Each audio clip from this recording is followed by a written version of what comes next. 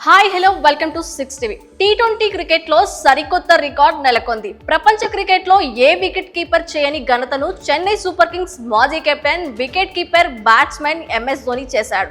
విశాఖపట్నంలోని ACI-BDCA cricket స్టేడియంలో Delhi Capitals తో జరిగిన మ్యాచ్ లో MS ధోని సంచలనం సృష్టించాడు.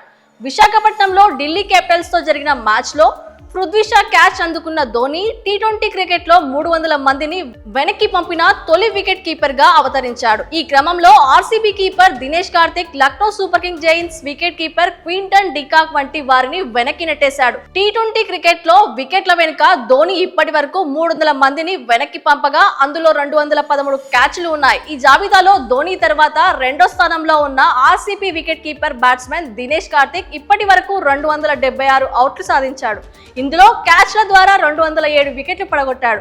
పాకిస్తాన్ మాజీ వికెట్ కీపర్ కమ్రాన్ అక్మల్ 274 వికెట్లతో మూడో స్థానంలో ఉండగా, దక్షిణాఫ్రికాకు చెందిన క్వింటన్ డికాక్ 269 వికెట్లతో నాలుగో స్థానంలో ఉన్నాడు.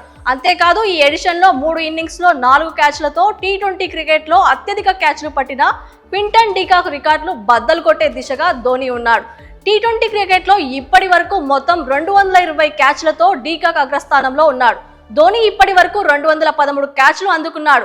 ఇప్పుడు డికాక్ కు అధిగమించేందుకు ధోనికి కేవలం 8 క్యాచ్లు మాత్రమే కావాలి. మరిన్ని లేటెస్ట్ అప్డేట్స్ కోసం చూస్తూనే ఉండండి 6 టీవీ.